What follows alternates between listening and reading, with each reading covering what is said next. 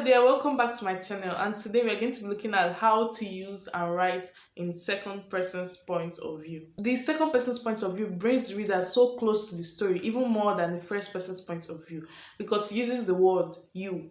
It is more direct, yet it is not so popular. But why is that so? We will find out in this video. But before we dive into the video, I created other videos, that is the one of first person's point of view, and I went into details in that video. I also talked about the third person's point of view and I went into details in that video. And I also compared the two points of view, that is the first person's point of view and the third person's point of view. So I left the three links in the description box so you can check it out after this video.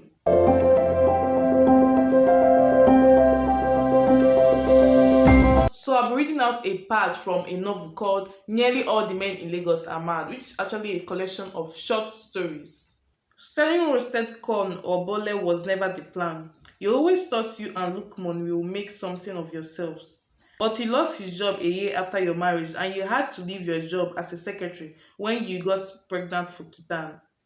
From what I've read, you feel like the writer was talking to you directly and telling you something you have done instead of you feeling like you're actually reading a story. I'll be calling this type of second person's point of view direct second person's point of view. In this kind of point of view, it puts the reader as the character of the story. It's more like you reading something you have done before but you don't remember doing it. In this case, it's usually difficult to spot who the main character of the story is because you are actually the one acting as the main character of the story. The word you pushes the reader straight into the story, whether the reader likes it or not. And this could be a turn off for some readers because they don't want to be the character of the story. Instead, they want to read other characters' story. Or they don't want to be told doing something that they can never do. Imagine you want to read a novel and then the first line says, "You are cutting his flesh piece by piece to be eaten for dinner." Normally, you don't eat human flesh, so when you read that kind of thing, you might just feel so uncomfortable reading it. It's more like implicates the readers instead of attaching them to the story. Second person's point of view either drags you deep into the story or pulls you out, but never in the middle. That is why some readers don't fancy reading it. Plus, some writers don't really use it because they don't want to take the chances of losing their readers.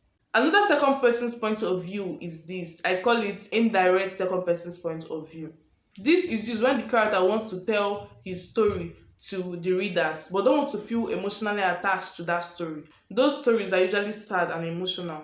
They want to tell their readers their story but they also want to feel emotionally disconnected from that story. It's either because he hates his past or he's just a different person from his previous self. This brings this kind of emotional distance or disconnection between the character and its sad story. It also gives the character the confidence to speak more. It's usually used in novels that started off as first person's point of view and then they now reach a particular point and they now use the second person's indirect point of view to disconnect from a particular sad story like a flashback or a backstory. This kind of point of view also makes the readers not to judge the character of the story because they are now referred to be the character of the story.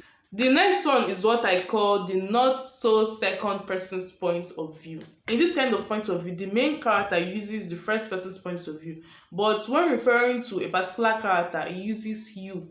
In most cases, the character that is being referred to as you is close to the main character. It could be a mother-to-son relationship or a husband-to-wife relationship. An example is from a novel called American Spy, and I'll be reading out a part from it. Not caring about the blood anymore, I crouched to put my arms around you both. I held you for as long as I could and kissed you. Then I quickly packed a backpack and shepherded the two of you and the dog out into the hall. In this, it's very clear that the narrator or the main character is talking to two characters in the story. Now, what are the pros or benefits of using second person's point of view? It is unique. Second person's point of view immerses some readers into the story.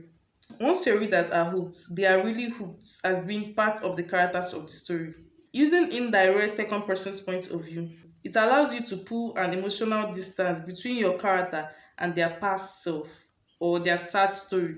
While using the not so second person's point of view, it builds this strong connection between two characters of the story, which means your characters will be very developed. Now, what are the cons of using second person's point of view? It's not a commonly used point of view. Most readers are so used to reading in first person's point of view and third person's point of view that they might not enjoy reading it. While using the direct second person's point of view, once the readers do not have the same personality with the characters you have made, it might pull them out of the story. It might be an uncomfortable read to some of your readers. Now, the question is, should you use second person's point of view? It is left for you to decide. So this is the end of this video and I hope you found it very helpful. If you did, do subscribe and hit that notification button so you don't miss out on any helpful or valuable video that I'll be uploading every single week. See you next time.